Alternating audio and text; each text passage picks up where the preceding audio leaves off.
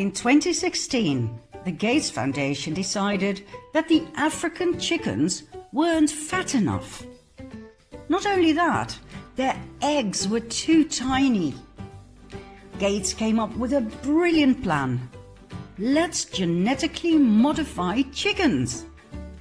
The University of Wageningen and Hendrix Genetics, both from the Netherlands, invented a new chicken species made especially for poor African families. What a marvelous idea! And what a great philanthropist! Genetically modified chickens that no African family had asked for. According to Janet Mawiyo, president of the Kenya Community Development Foundation, the native chickens are great. They may look a little skimpy, but they taste terrific. And they are unvaccinated. Our chickens feed themselves in nature. If we get more of them, who's going to pay for the food? And who will pay for the vaccinations? She asked in an interview. Excuse me? Vaccinations?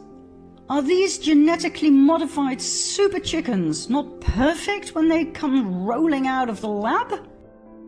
Obviously not. They have to be vaccinated. That explains why the Dutch research supervisor, Lisbeth van der Waay, said, "The chickens must come with a clear manual. They need good food and plenty of water. If not, the production will probably be disappointing in practice." So, genetically modified chickens that need special food and vaccinations. Gates was delighted. In a press conference, he stated that 100,000 chickens were going to be donated to the poor in Ethiopia, Nigeria, and Tanzania.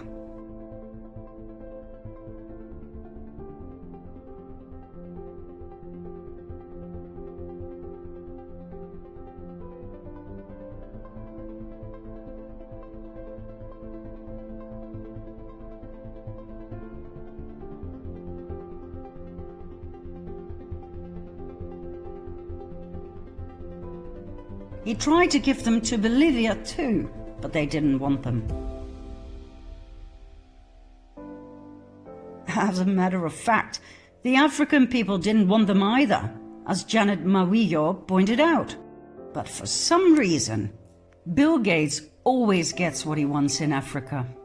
Genetically modified chickens, vaccinations. It seems like he has built up a great relationship with the mostly corrupted leaders of those countries. Oh, and the chicken story had a little tail to it. Shortly after Gates had introduced his super chickens, the bird flu erupted. In Nigeria alone, more than 750 outbreaks led to 3.5 million dead chickens. Coincidence? You tell me.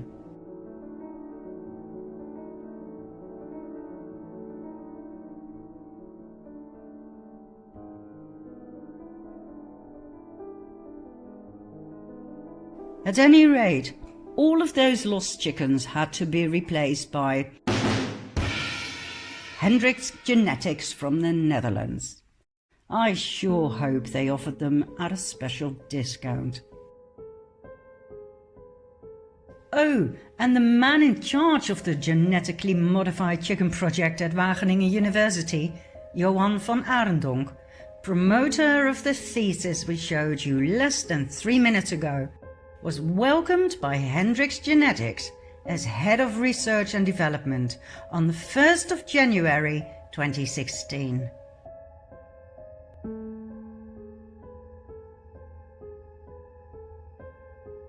Four years later, he was promoted Chief Technology and Innovation Officer and part of the Executive Committee. That's how it works, my friends. First, you get several millions from the Gates Foundation or the Rockefeller Foundation to research the possibilities for a new chicken breed in several African countries. Of course, you accept the assignment. You set up a research program that is carried out by several African assistant researchers under your supervision. Research papers are published, and Mr. Gates is no doubt satisfied with your research findings and, as such, the business opportunities you offered him. So, what follows is a promotion. Off you go to Hendrix Genetics, where you receive another 9 million from Gates to genetically create a new breed of chicken. The moment you accept the job at Hendrix Genetics, you are in Gates's pocket. You will make whatever he wants you to make. It doesn't matter if your creation can only survive on good food, clean water, and vaccinations. Who cares? Nobody will know. The mainstream media won't say a thing. Who cares about the coincidental outbreak of the bird flu within a month after the delivery of your creation? Who cares that thousands of African people were devastated, ruined? They didn't have the money to buy more of your super chickens, nor their high-quality food, nor all of their future vaccinations. They had nothing left. But then again, we're talking about Africa. Nobody cares about Africa, right? The mainstream media remained silent, as always. Well, they reported the bird flu, of course. Yet another great opportunity for Bill Gates to develop yet another vaccination project. Because that, dearest viewers, is what Africa needs. It doesn't need clean water, nutritious food, or schools. It needs vaccinations.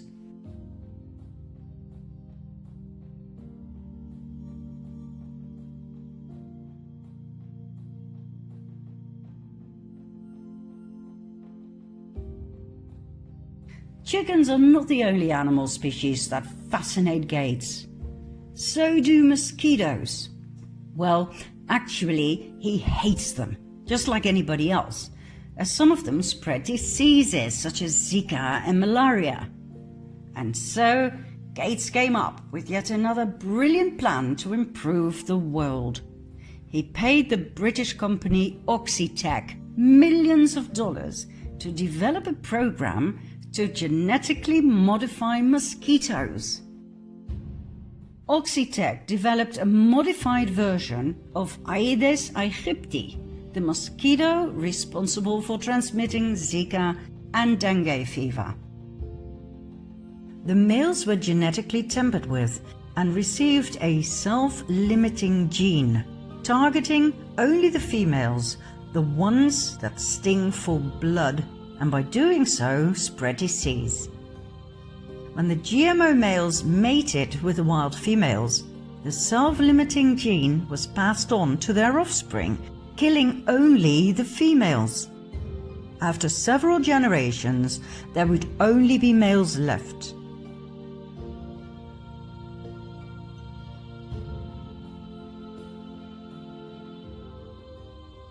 In and of itself, a brilliant plan, and quite a gentle way to wipe out an entire species of mosquitoes. Several trials were held in India and in Panama, after which the first official grand release took place in Brazil in May 2018.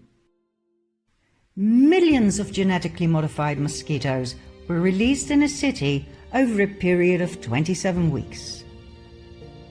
The results seemed promising at first, and the Gates Foundation made sure the press released articles about its immense success.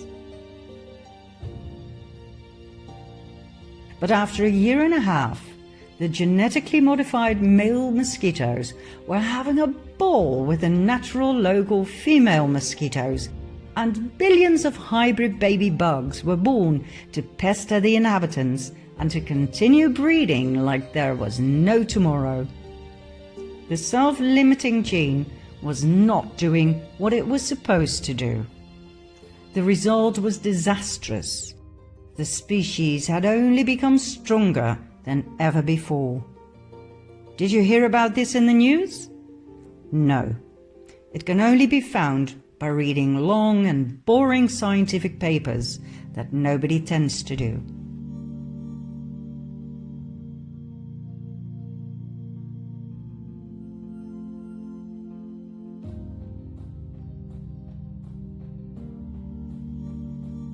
Only a few alternative media reported it, but as always, they were ignored, overruled, and ridiculed as conspiracy theorists.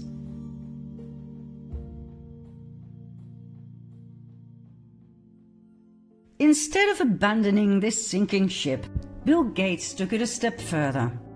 He asked Oxitec to genetically modify yet another species, the females of Anopheles albinmanus, 1 out of 4 mosquito species that can transmit malaria.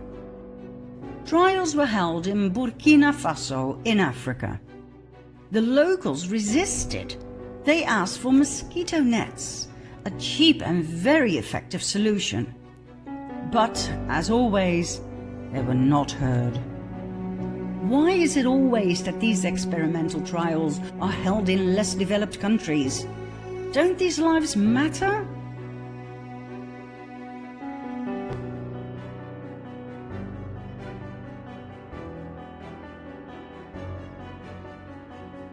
Now, even though the idea of no more mosquitoes may sound appealing to many, everyone who understands anything about ecosystems and the balance of nature knows that this is bad news.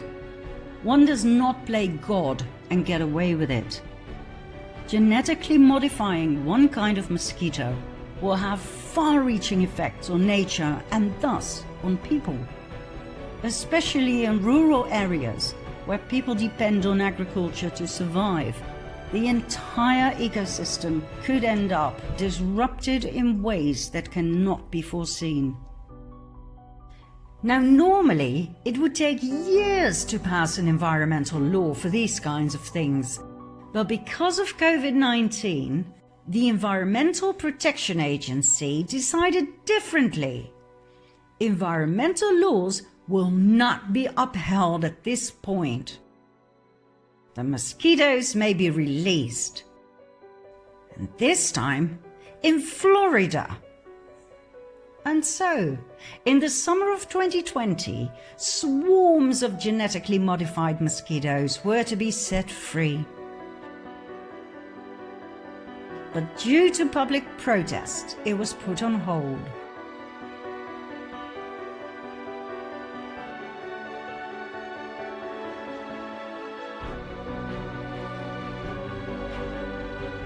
Now, I can hear people think, what's the big deal? The annihilation of mosquitoes, isn't that a dream come true? Well, it was, and still is, presented that way by Gates. But let's have a look at an article in Science from 2010. 11 years ago, a group of Japanese researchers developed a mosquito that spread vaccine instead of disease.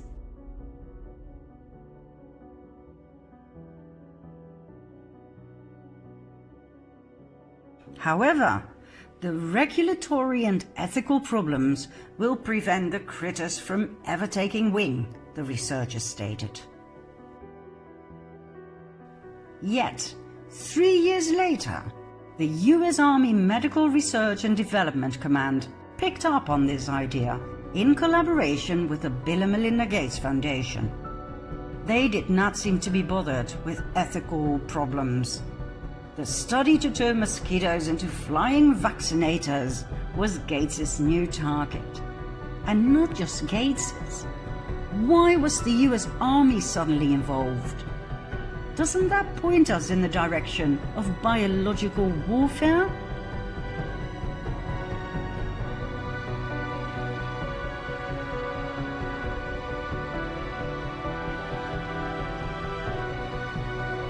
Now, for those viewers who believe that weaponizing mosquitoes is too far-fetched, please dive into the subject and you will find out that as early as 1953, the US initiated its weaponization efforts with disease vectors, as they called it, focused on fleas spreading the plague, mosquitoes causing brain infections by spreading encephalitis, and mosquitoes spreading yellow fever. Experimental trials were held over Florida and Georgia to see if the insects could be used successfully as a bioweapon to kill off urban populations.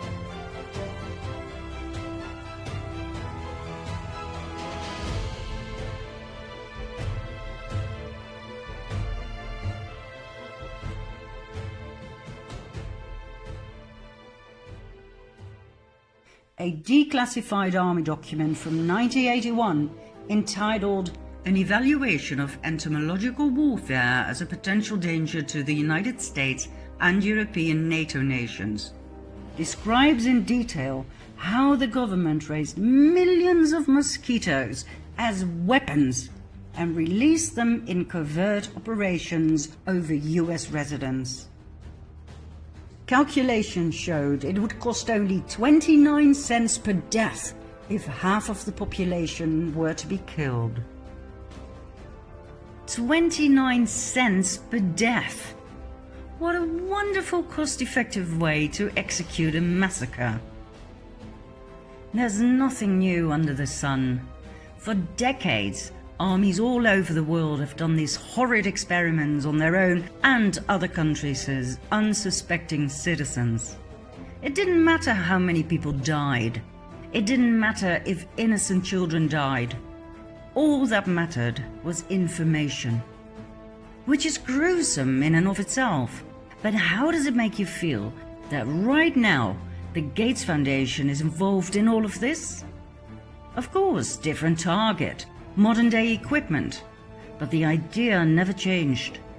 How to perform genocide in the most efficient and cost-effective way. Depopulation with a capital D. Much of the collaboration between the Gates Foundation and the US Army is classified. From 2013 onward, not much can be found unless you have special clearance. Why am I not surprised? Oh, and Oxitec, the company that is funded by the Bill and Melinda Gates Foundation to develop the genetically modified insects, is tied to the US Army as well. Their current CEO, Ray Franson, worked for the US Department of State. He was advisor to the US Navy. He wrote the first guide to non-governmental organizations for the military and is seen as an expert on NGO military relations. Furthermore, when he was president of Allfactor, a company similar to Oxitec, he signed agreements with the US military's Walter Reed Army Institute of Research for the military bases around the world to use Allfactor's technology. When a GMO company's technology is used by the Army and there is a direct link with the Biodefense Lab, Fort Detrick, Maryland, notorious for its covert biowarfare tests on US civilians to examine the feasibility of mosquitoes as vectors for bioweapons, you can rest assured that the company and its president were up to their ears in the development of GMO bioweapons. That same man now runs the mosquito show in Florida as president of Oxitec with the money of Bill Gates. If Gates is working on a better world, do you really think some of his projects were classified? Why on earth is he spending millions of dollars on genetically modified bugs that can be and have been deployed to spread disease and to vaccinate people? Why the secrecy? Are we being used as guinea pigs for more military tests? And why Florida?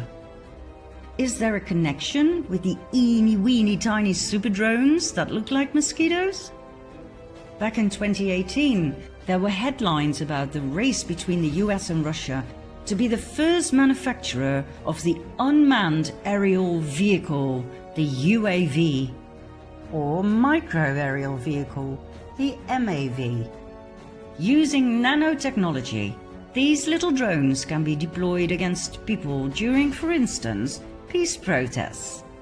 Equipped with a camera and a microphone, they can land on you, take samples of your DNA, or leave tracking nanotechnology on your skin.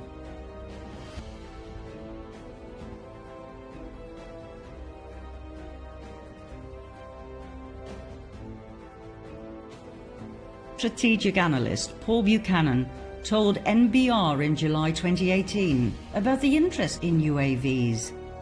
The predictions were that the UAV industry could be worth $89 billion by 2022. Somehow, we find it hard to believe that our philanthropist Bill Gates has nothing to do with these insect drones. It's probably only a matter of months before he comes out with yet another interview promoting the infinite possibilities of the nanobugs.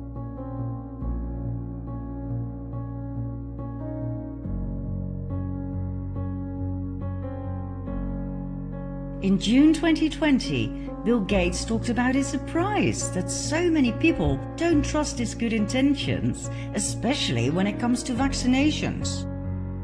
"We're just giving money away," he said. "We just write checks to pharma companies." Up until April 2020, the WHO's biggest sponsor was the American government. The Bill and Melinda Gates Foundation was number 2. When President Trump put a halt to this funding, Mr. Gates became the WHO's biggest sugar daddy. He owns the WHO. Halting funding for the WHO during a world health crisis is as dangerous as it sounds. The world needs them now more than ever. Well, the truth is the group actually needs Gates more than ever. With the U.S. taking a pause, he'll now be their largest active donor. That's right, 1 out of every 10 bucks that the WHO gets is from the world's second wealthiest man. So should we be concerned about how much one man has maybe an outsized influence with an obviously corruptible entity such as the WHO? Joining me now. He's treated like a head of state, not only at the WHO, but also at the G20. He is one of the most influential men in global health. The Foundation's impact on the WHO is enormous. If they weren't there, if they walked away with their money, the deleterious impact would be profound, and everyone is all too aware of that. The WHO is owned by Bill Gates. Its Director General, Tedros Adhanom Ghebreyesus, is nothing but a puppet. His strings are pulled by Gates and the Clintons.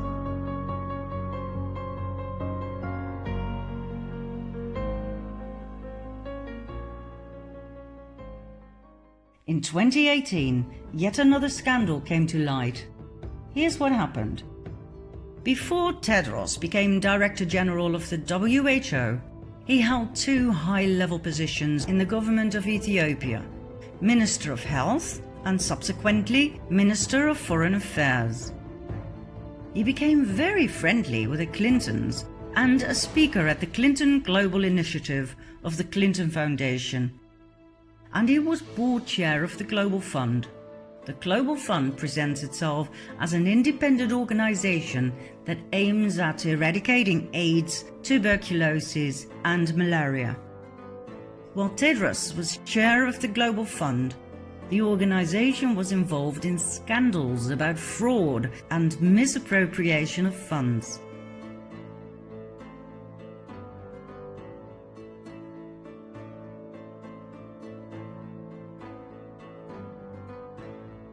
An investigation showed that 67% spent on an AIDS program in Mauritania was misspent. And Mauritania wasn't the only country that missed out on a lot of money. According to financial investigators Larry Doyle and John Moynihan, we are looking at a classic example of money laundering. Here's how it works. The Clinton Foundation received millions of dollars from poor countries such as the Dominican Republic, Rwanda and Lesotho, which is rather strange, don't you think? I mean, aren't those countries supposed to be on the receiving end of the cash flow? Anyway, those countries received money from the Global Fund. The Global Fund then received millions of dollars from USAID via the State Department. Who oversaw those funds? None other than Secretary of State Hillary Clinton. The Clinton Foundation subsequently received millions from the Global Fund. Indeed, money laundering at its finest. Doyle and Moynihan testified before Congress about the corruption in the Clinton Foundation, in which the Global Fund, at that time chaired by Tedros, our current President General of the WHO, played an important role. The same Tedros who is now telling the world what to do about COVID-19. Funny world, isn't it?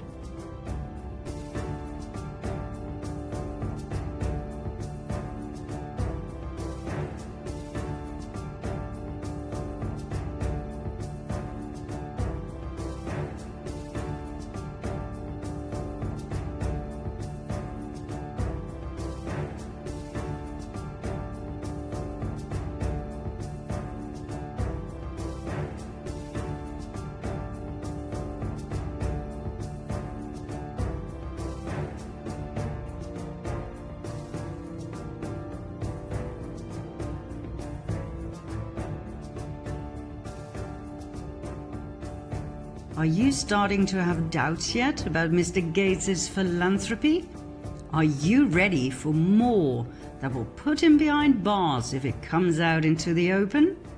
Then follow me to part 10.